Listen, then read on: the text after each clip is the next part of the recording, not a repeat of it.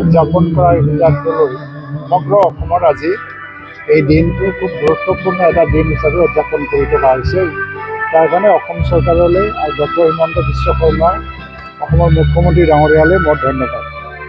বড়োফা উপেন্দ্ৰনাথ ব্ৰহ্ম অকল বড়োসকলৰ নেতা হৈ থকা নাই, গোটেই ভাৰতত যিটো পিছপৰা জনগোষ্ঠী, বিশেষকৈ জনজাতি আৰু পিছপৰা জনগোষ্ঠী, তেওঁলোকৰ কাৰণে এটা আদৰ্শ।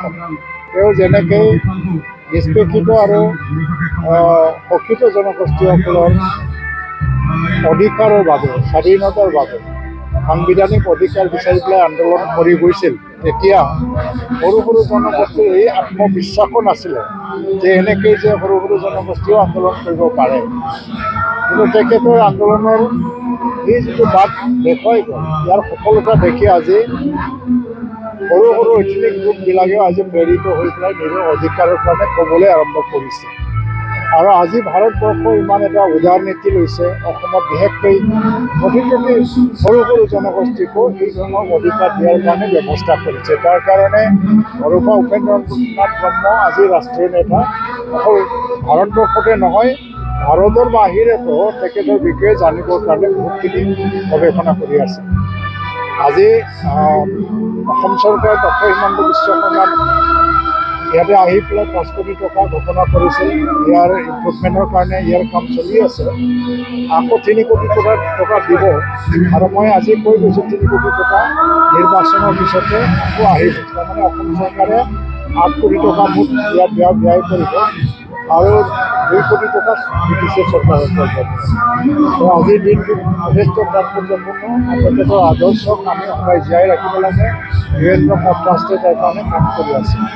আজি আৰু এটা কথা ক'বলৈ পাই মই ভাল লাগিছে যে BTC কাউন্সিলৰ পৰা 2022 চনতে আবেদন জনাইছিলে জিঅ'গ্ৰাফিকেল ইণ্ডিকেশ্যন ৰেজিষ্ট্ৰেশ্যনত, আৰু ভাৰত চৰকাৰৰ অধীনত এইটো হয় গভৰ্ণমেণ্ট অফ ইণ্ডিয়াৰ আণ্ডাৰত, যে প্ৰায় 21টা বড়োসকলৰ আইটেমটো GI ইণ্ডিকেশ্যন দিব লাগে, GI টেগ দিব লাগে।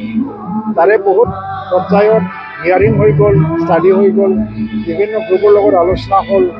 কিন্তু 2023 চনত নৱেম্বৰ মাহত প্ৰথম জাৰ্নেলত উলিয়াই দিলে প্ৰায় 13টা আইটেম।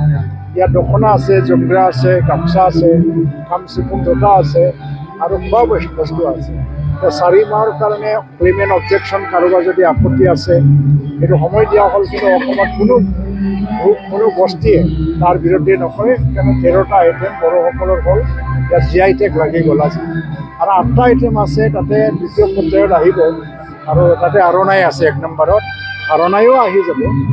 21টা আইটেমৰ ভিতৰত যদি এটা দুটা ইফালে হয়, তথাপিও আৰণাই আহি যাব। এইটো এটা ভাল খবৰ, GI টেগ লাগি গৈছে।